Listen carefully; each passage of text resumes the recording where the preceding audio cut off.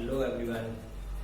आज हम class computer के बारे में पढ़ेंगे। थोड़ा बेसिक कंपोनेंट्स ऑफ कंप्यूटर क्या होते हैं उसके बारे में थोड़ा सा जानेंगे।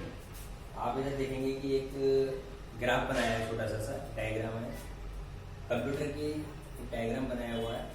बेसिकली में computer they not a fix diagram, but एक स्मॉल डायग्राम मैंने बनाया है यहाँ पर कुछ समझाने के लिए कि डायग्राम, इस डायग्राम से हम समझेंगे कि कौन सा पार्ट कैसे काम करता है और किस पार्ट का मतलब क्या क्या होता है। आज हम वो जानेंगे, ठीक है। तो बेसिक कंपोनेंट्स ऑफ कंप्यूटर क्या क्या चीज़ है। इनपुट यूनिट हो गई, control unit, arithmetic and logical unit, memory unit. इन तीनों को मिला करके क्या बनता है? Central processing unit. It is called CPU. Then इस प्रोसेस के बाद जो भी काम हुआ, इस प्रोसेस के बाद जो भी कुछ बनकर आया वो आउटपुट होता है। अब हम यहाँ पर थोड़ा सा समझने की कोशिश करेंगे। Starting from the input device. Starting from the input device. Input device क्या होती है? Computer receive the data. Computer receive the data instruction through input device. Computer कोई भी डेटा जो रिसीव करता है, चाहे वो साउंड हो, चाहे वो कोई टाइप करी हुई चीज हो, या कोई वीडियो हो, कोई भी चीज हो, वो कुछ इनपुट डिवाइस होती हैं, उनके द्वारा ही वो रिसीव करता है। This is called the receiver. तो input computer receive the data instruction through input device. These device help to enter information in the computer. ये जो डिवाइस होती हैं, ये कंप्यूटर के अंदर, यानी कंप्यूटर के अंदर कोई भी जानकारी भेजने के लिए सहायक होती है। वो कौन कौन सी डिवाइस होती हैं? जैसे कि एग्जाम्पल हमने दिए हुए हैं कुछ, keyboard, mouse, joystick. Joystick do you know about what is joystick? Joystick जो होती है, जैसे हम गेम खेलने वाला रिमोट जिसको हम बोलते हैं, वो जॉयस्टिक होती है। तो कीबोर्ड हो गया जिसपे हम टाइप करते हैं, माउस हो गया जो हम कुछ भी जैसे कंप्यूटर पे बैठ के चलाते हैं, वो छोटा सा बना होता है, उसको माउस बोलते हैं। माइक्रोफोन या माइक जिसमें हम बोल रहे होते हैं हेलो, या जैसे हमारा ईयरफोन होता है, तो उसके अंदर दो चीज होती हैं, एक हम कान में लगाते हैं और एक यहाँ पर हम बोल रहे होते हैं। तो वो इनपुट डिवाइस कौन सी है इसमें, जिसमें आवाज जा रही है, जिसके अंदर एंटर हमारी आवाज जा रही है, उसको हम इनपुट डिवाइस बोलते हैं। और जो हमने कान में यहाँ पर देखा होगा कि आपने वो उसके अंदर से साउंड निकल रहा होता है, जो बड होती है, बड जो होती है, उसमें साउंड राइज हो रहा होता है उसके द्वारा। That is called the output device. But हम अभी तो इनपुट डिवाइस के बारे में जान रहे हैं, तो इनपुट डिवाइस के बारे में बात करेंगे। इनपुट डिवाइस में जैसे माइक हो गया, तो मैं हेलो हेलो मैं ऐसे बोल रहा हूँ, इसका मतलब क्या हुआ? मेरे माउथ से तो आवाज राइज हो रही है, बट वो आवाज जो है वो माइक के द्वारा अंदर उसमें इनपुट हो जा रही है, और फिर वो अंदर कंप्यूटर में एंटर हो जाती है, या फिर वो एम्पलीफायर या जो भी है स्पीकर के द्वारा वो हम लिसनिंग करते हैं उसको, ठीक है। स्कैनर हो गया। स्कैनर हम जैसे कह सकते हैं कि अगर हम फोटो मोबाइल के अंदर फोटो खींचते हैं, तो कैमरा जो होता है वो जस्ट लाइक इनपुट डिवाइस होता है, क्योंकि कैमरे से हमने कैमरे के द्वारा ही वो फोन के अंदर पहुंची वीडियो या फोटो। तो कैमरे की जो कैमरा हो गया वो क्या है? इनपुट डिवाइस है। इसी प्रकार से कंप्यूटर के फील्ड में भी देखें, स्कैनर होता है। स्कैनर भी प्रिंटर का पार्ट होता है। एक प्रिंटर होता है, उसका पार्ट है स्कैनर। जरूरी नहीं कि सभी प्रिंटरों के अंदर अवेलेबल होता है वो। कुछ प्रिंटरों में स्पेशली वो होता है, कुछ में नहीं होता है। कुछ प्रिंटर तो ऐसे होते हैं जो सिर्फ प्रिंट ही राइज करते हैं, और कुछ प्रिंटर ऐसे होते हैं जो सारी चीजें करते हैं, जैसे फोटोकॉपी भी करना होता है, स्कैन भी करना होता है, colour, black and white, all in one हम इसको बोल सकते हैं। तो स्कैनर के अंदर क्या होता है? स्कैनर में जैसे मैंने कोई फोटो या कोई भी फाइल या कोई भी पेज मैंने उसकी स्क्रीन पर रखता हूं मैं, तो वो स्कैन होकर के वो कंप्यूटर के अंदर चला जाता है। This is called the input device. And जो मैंने कॉपी रखी और उसका प्रिंट निकाल करके वो फोटो बाहर आ जाती है हार्ड कॉपी के रूप में, this is called the output device. तो उसके अंदर वो दो चीज काम कर रही होती है। जिस प्रकार मेरी एक हेडफोन था, वो दोनों काम कर रही है कि ईयरबड जो है वो आउटपुट का काम करते हैं, और जो उसके अंदर माइक है वो इनपुट डिवाइस का काम करते हैं। इसी प्रकार कंप्यूटर के अंदर या प्रिंटर के अंदर भी ये दो तरीके की फंक्शन होते हैं, यानी कि एक इनपुट का काम करता है, दूसरा आउटपुट का काम करता है। तो आगे हम और भी जानेंगे। आपको लास्ट टाइम बता ही रहा था थोड़ी देर पहले कि इनपुट डिवाइस में हम क्या क्या काम करते हैं। वो कुछ डिवाइसेस होते हैं जिनके द्वारा हम काम कर पाते हैं। जैसे मेरा क्या नाम है, कान हो गया, तो कान के द्वारा मैं क्या काम करता हूँ? अपनी बॉडी पार्ट से ही हम जानकारी ले सकते हैं कि हम कंप्यूटर को अगर समझना तो हम अपने बॉडी पार्ट के हिसाब से भी समझ सकते हैं कि जैसे मेरे कान के द्वारा जो साउंड है वो राइज होता है या इन होता है, उससे आउट होता है या इन होता है। अगर हम देखेंगे तो हमारे कान के द्वारा आवाज जो है वो अंदर जाती है, इसका मतलब हमारा कान क्या हो गया, वो इनपुट डिवाइस हो गया। इसी प्रकार से मेरा माउथ यानी मुंह, अगर हम मुंह की बात करते हैं तो मुंह में हमने देखा होगा कि मुंह के द्वारा जो साउंड बाहर आ रहा है, इसका मतलब ये वो कौन सी डिवाइस कहलाएगी, जो माउथ जो हो गया हमारा वो आउटपुट डिवाइस के अंदर आ जाता है, क्योंकि इसके द्वारा ही हमारा साउंड राइज अप हो रहा है, मतलब बाहर निकल रहा है। इसी प्रकार से हमारा ब्रेन हो गया। तो मैंने जैसे मेरे से किसी ने पूछा व्हाट इज योर नेम, सो मेरा नाम जो बताएंगे, मैंने पहले उसको सुना कान के द्वारा, यानी मेरे अंदर वो इनपुट हुआ, फिर मैंने एनालाइज किया, उसको समझा, this is called the process, यानी एनालाइज कर रहा हूं मैं, इसका मतलब क्या है, वो प्रोसेस हो रहा है। और उसके बाद मैंने एनालाइज करने के बाद में उसका आंसर फाइंड आउट करने के बाद मैंने उसको माउथ के द्वारा उसका रिप्लाई कर दिया, this is called the output. तो आउटपुट क्या है, after processing the result, after processing any types of data, this is the in form of output। तो जो आउटपुट जो निकल कर आ रहा है वो आफ्टर प्रोसेसिंग है। जैसे हम चाय का भी एग्जांपल ले सकते हैं कि मैंने चाय बनाने से पहले क्या किया था कि पानी, उसके अंदर मैंने जो भी चीज इनपुट करनी थी, दूध हो गया, चीनी हो गई, चाय हो गई, तो अब उसके बाद में फिर मैं उसको बॉईल कर रहा हूँ, this is called the process. Input क्या क्या हुआ, मिल्क हो गया, शुगर हो गई, टी हो गई, एक्सेट्रा, जो भी आप उसमें मिक्स करना चाहते हैं, वो सब क्या है, वो इनपुट हो रहा है। उसके बाद अगर हम देखेंगे तो उसमें फिर मैं प्रोसेस कर रहा हूँ, उसको बर्न कर रहा हूँ, उसको बॉईल कर रहा हूँ, वो प्रोसेस हो गया। देन उसके बाद जो बनकर आया, आउटकम में क्या आया, वो चाय बनकर आई। तो इसी प्रकार से हम कई सारे एग्जाम्पल्स ले सकते हैं। अब हम आउटपुट के बारे में बात करते हैं। आउटपुट में क्या है, here the computer so the result users can access the process data through output device या यूनिट, डिवाइस कह लो या यूनिट कह लो। यूनिट बहुत सारी चीजों को मिलकर के बनता है। जैसे आप कीबोर्ड की बात करते हैं, कीबोर्ड में बहुत सारी कीज मिलती है, इसलिए इसको नाम कीबोर्ड रखा। माउस के अंदर भी कुछ बहुत सारे चीजें मिलाई, मतलब जैसे कंपोनेंट्स मिले हुए हैं, वो एक यूनिट है। प्रिंटर हो गया, वो भी एक यूनिट है। हम डिवाइस भी कह सकते हैं। डिवाइस का मतलब होता है यंत्र, यानी वो यंत्र जिसके द्वारा हम कोई कार्य करते हैं, तो डिवाइस या यूनिट कह सकते हैं। These devices show the result after the computer work।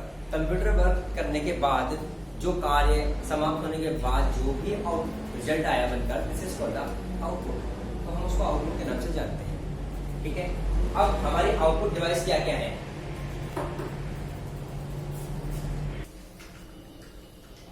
तो जैसे अब हम आउटपुट के बारे में बात करते हैं, तो आउटपुट डिवाइस क्या है, एग्जांपल्स दिए हुए कुछ यहाँ पर। अगर आप देखेंगे, जैसे मॉनिटर हो गया, प्रिंटर हो गया, प्रोजेक्टर हो गया, टीवी के अंदर भी कई सारी चीज हो गई। पहले वो CRT मॉनिटर चलते थे।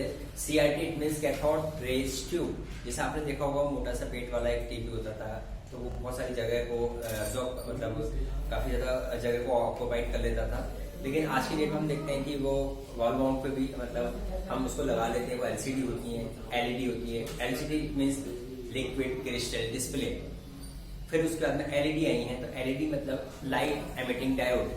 तो ये तो जनरेशन के हिसाब से चीजें चेंज होती जा रही हैं। अच्छा, प्रोजेक्टर की बात करें, प्रोजेक्टर आपने देखा होगा, जैसे आप मूवी देखने जाते हैं तो पीछे से एक लाइट आ रही होती है, तो वो लाइट जो निकल कर आ रही है वो आउट हो रही है, किसी डिवाइस के द्वारा वो लाइट आउट हो रही है, this is called the output. तो वो डिवाइस जो है वो आउटपुट डिवाइस है, लाइट आउटपुट नहीं है। लाइट तो आउटपुट हो गई, बट आउटपुट डिवाइस कौन सी हुई, जिसके द्वारा वो कार्य कंप्लीट किया जा रहा है, this is called output device.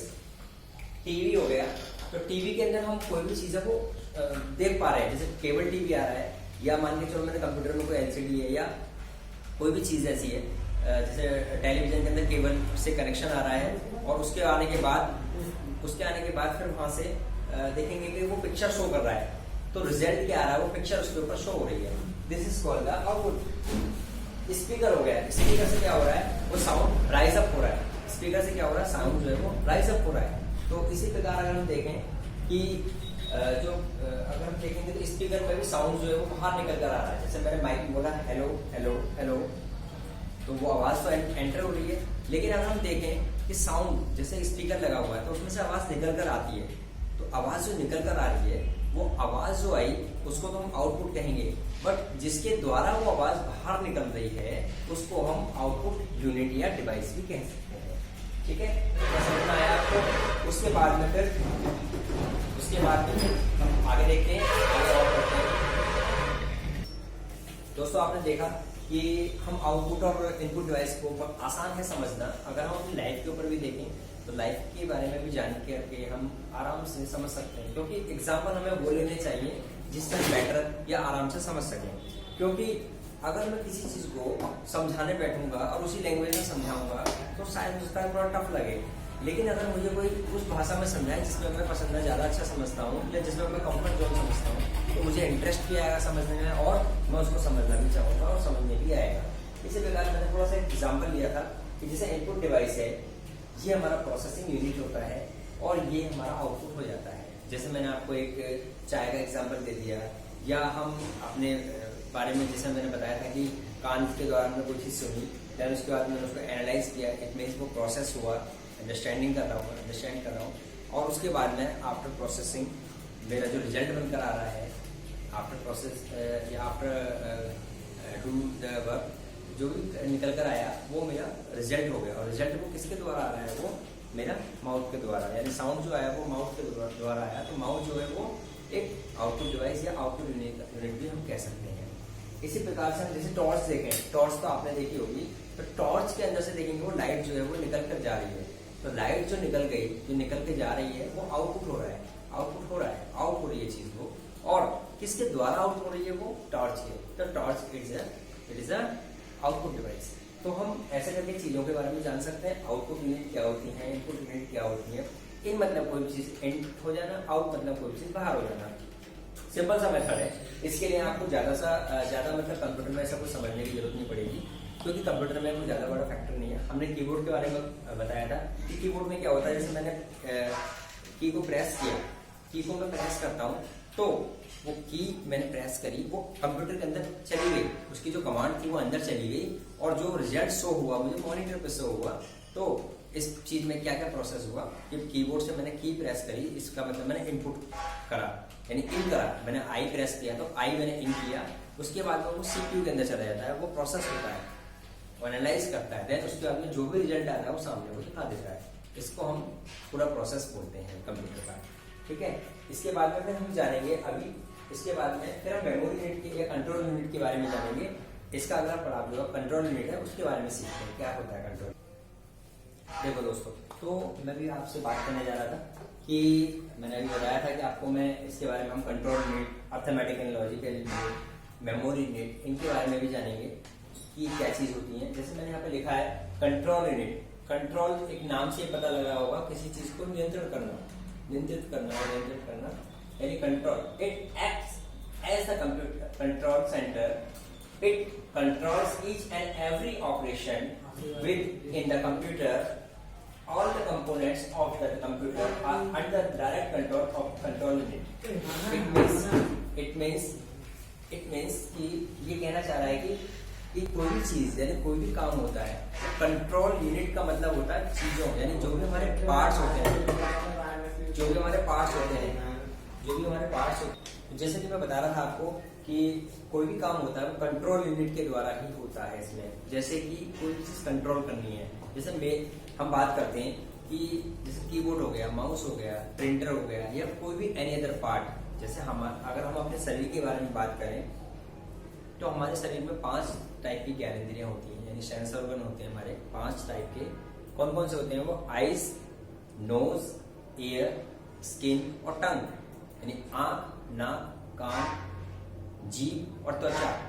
यानी ये वो चीज होती है जिनके द्वारा हम ये पता लगा पाते हैं कि हम इस पृथ्वी पर एग्जिस्ट करते हैं यानी जिंदा हैं, हम महसूस कर पाते हैं। अगर ये सब चीजें ना हो तो हमें पता ही नहीं कि हम क्या कर रहे हैं क्या नहीं कर रहे हैं, हमें तो पता ही नहीं। इसी प्रकार इन सब चीजों को कौन ऑपरेट करता है? हमारा ब्रेन। हम अपने ब्रेन के द्वारा ये चीजों को एनालाइज करते हैं। अगर हम देखें चाय को देखें गर्म है तो फिर हम उस हिसाब से उस चीज को एनालाइज करते हैं, गर्म चीज की तरफ थोड़ा अवेयर रहते हैं। या जैसे मान के चलो कोई चीज ठोस है, कठोर है, उसके द्वारा हम पता लगा पाते हैं। कान के द्वारा हम सुन करके एनालाइज करके उसका रिप्लाई कर पाते हैं, एनालाइज करते हैं। और आंखों के द्वारा हम कोई चीज देख करके किसी भी इंसिडेंट को हम देखते हैं तो उसके द्वारा जो हमारे अंदर इमोशंस या थॉट आ रहे हैं वो हम पता लगा पाते हैं। इसी प्रकार से कंट्रोल यूनिट का काम जैसे हमारा ब्रेन करता है, इसी प्रकार से कंट्रोल यूनिट भी इसके अंदर एक डिवाइस यानी कि जैसे सीपीयू हो गया, उसके अंदर ये फीचर्स होते हैं। तो वो क्या करते हैं, जैसे कीबोर्ड हो गया, माउस हो गया, स्पीकर हो गया और भी एनी अदर डिवाइस, ये सब क्या है, ये भी इसकी ज्ञानेंद्रियां होती हैं। इन ज्ञानेंद्रियों की को ये जो सीयू है, कंट्रोल यूनिट जो है, वो सारी चीजों को नियंत्रित करती है। अगर हम जैसे हम बात करें अपने शरीर को लेकर के कि जैसे आपने किसी को ड्रिंक करते देखा होगा, तो ड्रिंक करने के बाद में वो क्या करते हैं कि उनका जो कंट्रोल है वो थोड़ा खो जाता है, यानी कि वो चल कैसे रहे होते हैं, बात कहीं और कर रहे होते हैं, उनकी जीभ लड़खड़ा रही होती है, मतलब नियंत्रित जो थोड़ा सा खो जाता है।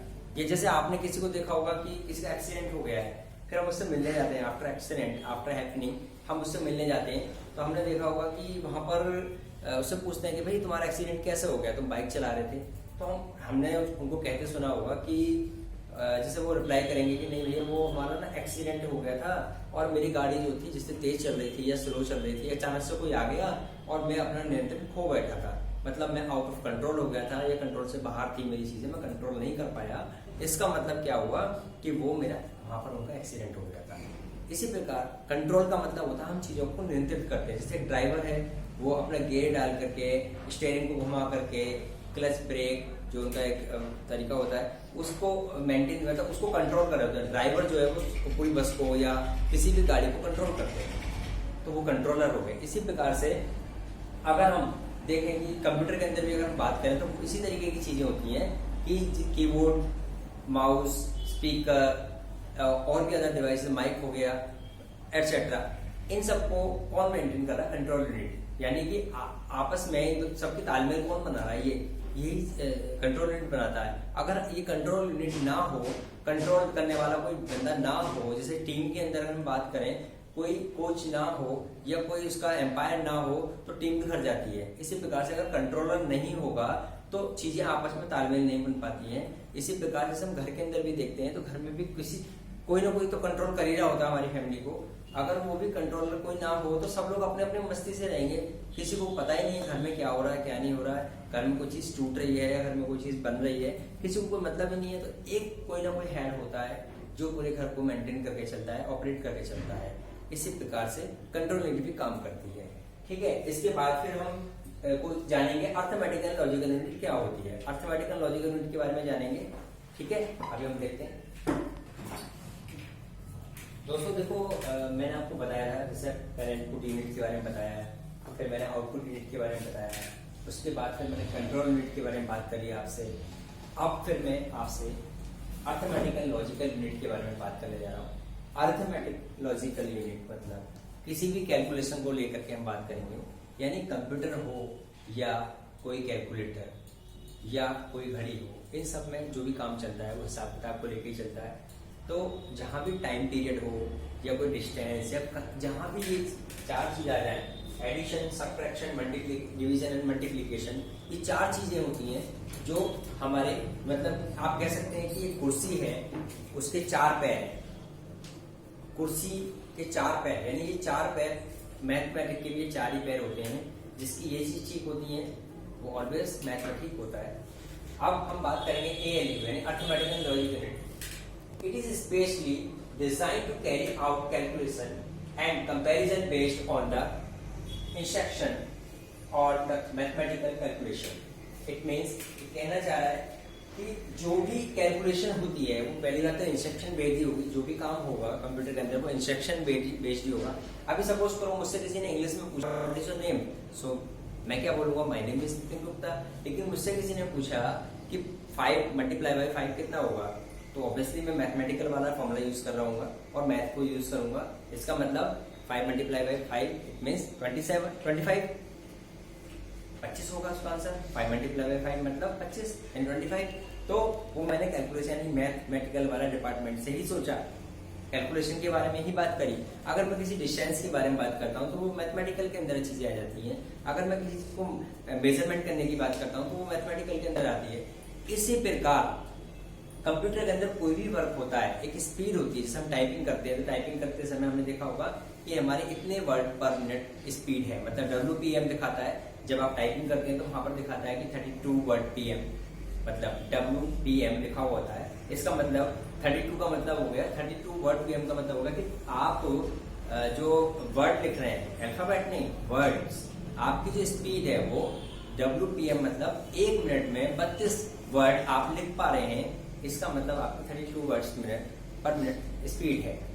तो वो हम स्पीड जो मेजर कर पा रहे हैं, या मान के चलो हमने कितने पेज टाइप कर लिए, या हमने उसमें कितने अल्फाबेट लिखे हुए हैं, या इस कंप्यूटर की कितनी स्पीड है, या कंप्यूटर के अंदर कितना डेटा स्टोर है, या कितना जो स्पेस है वो खाली है, या इसके अंदर कितनी मतलब बिट या जितनी भी मतलब मेमोरी है वो कितनी है, हम ये सब चीज पता लगा सकते हैं। या नेट की स्पीड हम फाइंड आउट कर पा रहे हैं। जितनी भी ये सब चीज मेजरमेंट हो रही हैं, ये सारी चीज अर्थमेटिकल लॉजिकल यूनिट के हिसाब से ही होती है। ये एक तरीके का मैथ का डिपार्टमेंट होता है, जो अर्थमेटिकल लॉजिक यूनिट कंप्यूटर का ही पार्ट है। ये 3 पार्ट मिलकर के ही हमारा सीपीयू तैयार होता है। CPU it means central processing unit. It is a brain of the computer. It is a brain of the computer. It means जैसे कि मेरा ब्रेन ही हो गया और मेरे हाथ पैर आंख नाक कान जीभ ये सब क्या है, मेरे हेल्पिंग पार्ट्स हैं। हेल्पिंग पार्ट्स हमारे जैसे कि इनपुट एंड आउटपुट। इनपुट और आउटपुट ये एक तरीके के हमारे हेल्पिंग पार्ट होते हैं, और इन पार्ट्स को ऑपरेट कौन करता है, सीपीयू। और सीपीयू की भी अपनी एक भूमिका है, उन्होंने अपने एक डिपार्टमेंट बनाए हुए हैं। कैसे कैसे, एक ने कंट्रोल यूनिट का काम सामान रखा है, एक ने अर्थमेटिक यानी मैथमेटिकल वाला पार्ट सामान रखा है, एक ने मेमोरी का पार्ट सामान रखा है।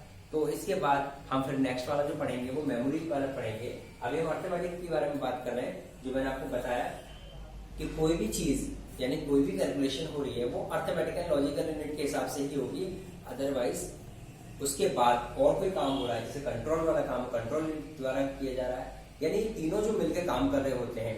अब तीनों की अगर अनबैलेंसिंग हो जाए तो हमारा कंप्यूटर मिसबिहेव करना शुरू कर देता है, जिसके कारण हम कहते हैं कि हमारे कंप्यूटर में सॉफ्टवेयर की प्रॉब्लम हो सकती है, या हार्डवेयर प्रॉब्लम हो सकती है, या हमारे गलत इस्तेमाल करने के तरीके से भी वो चीजें डैमेज हो सकती हैं, या वो मिसबिहेव कर सकती हैं। तो अब हम अगला जो टॉपिक पढ़ेंगे वो मेमोरी यूनिट के बारे में पढ़ेंगे। मेमोरी इट मीन्स याददाश्त। ठीक है, आप देखिए कह रहे हो, आगे देखिए दोस्तों। तो मैंने इससे पहले आपको एक टॉपिक समझाया, तो टॉपिक था अर्थमेटिकल लॉजिकल यूनिट। यानी सबसे पहले जो टॉपिक हमने समझा वो क्या था, इनपुट यूनिट के बारे में।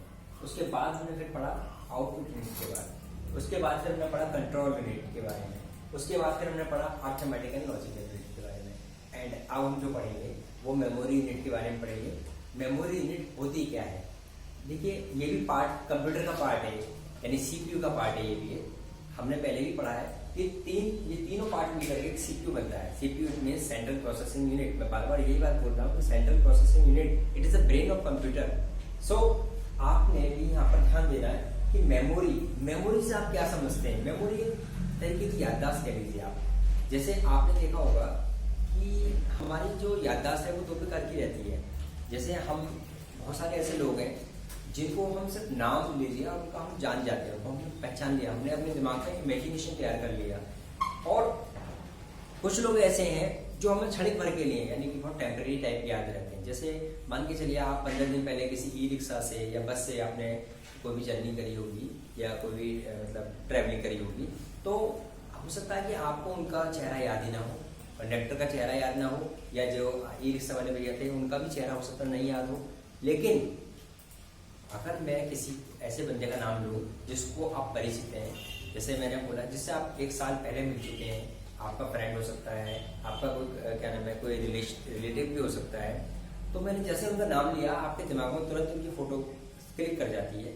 तो हमारे अगर हम बात करें तो हमारे पास देखिए मेमोरी जो 2 प्रकार की होती है। जैसे मैंने यहाँ पे लिखा भी है टेम्परेरी मेमोरी और एक परमानेंट। टेम्परेरी और परमानेंट होती क्या है, देखिए memory unit for storing data और परमानेंट इंस्ट्रक्शन आइदर टेम्परेरी और परमानेंट। मतलब कंप्यूटर के अंदर जो भी डेटा स्टोर होता है 2 प्रकार से स्टोर होता है, एक टेम्परेरी और एक परमानेंट।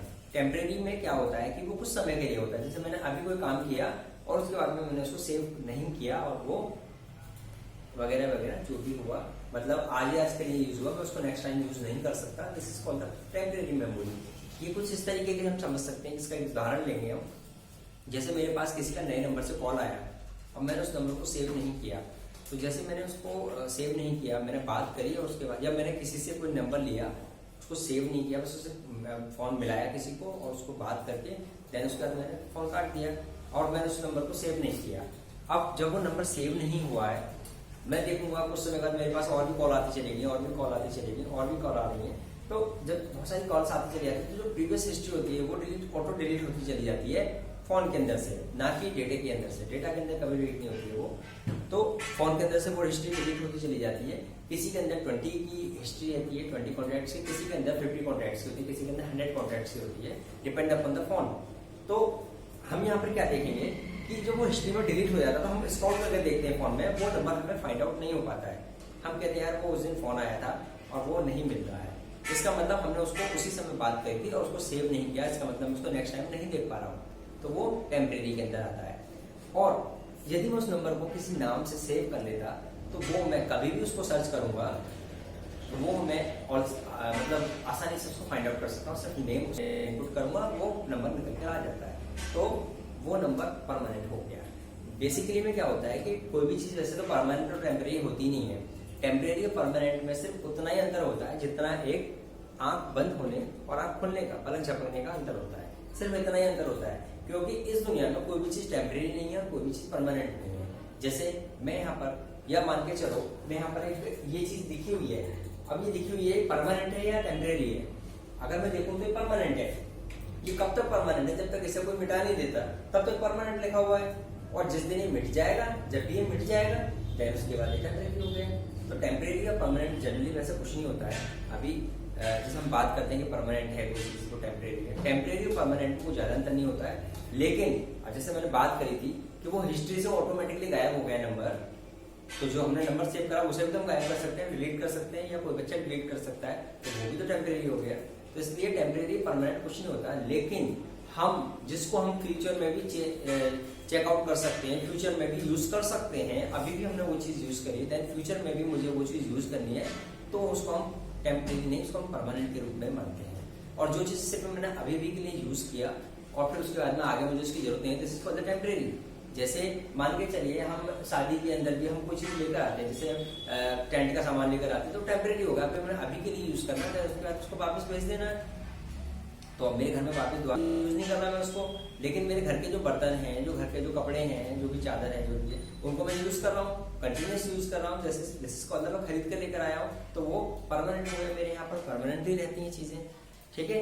ये जैसे हम किराएदार की बात कर लेते हैं, किराएदार भी परमानेंट नहीं होता है, उसका वो अपना मकान नहीं है, तो हो सकता है कि उसका कोई ठिकाना फिक्स नहीं है, तो हो सकता है कि उसको 2 दिन भी रहना पड़ सकता है, उसका 2 साल भी रहे, उसका 20 साल भी रहे वो, लेकिन एक मकान मालिक तो परमानेंटली रहता है, वहाँ पर उसका परमानेंट एड्रेस है। टेम्परेरी एड्रेस किसका है? किराएदार का है। तो इसलिए टेम्परेरी परमानेंट को ज्यादा अंतर नहीं होता है। बस ये होता है कि हम सीधा सा कंप्यूटर की बात करें तो कंप्यूटर में क्या होता है कि टेम्परेरी और परमानेंट ये चीज होती है। जैसे मैंने कोई चीज टाइप करी, आज मैंने कोई लेटर टाइप किया और लेटर टाइप करने के बाद में मैंने उसको बस देखा, एडिटिंग करा, किसी को मुझे चेकआउट कराना था कि ऐसा लेटर बनाया, उसका प्रिंट निकाला और फिर मैंने उसको सेव नहीं किया है।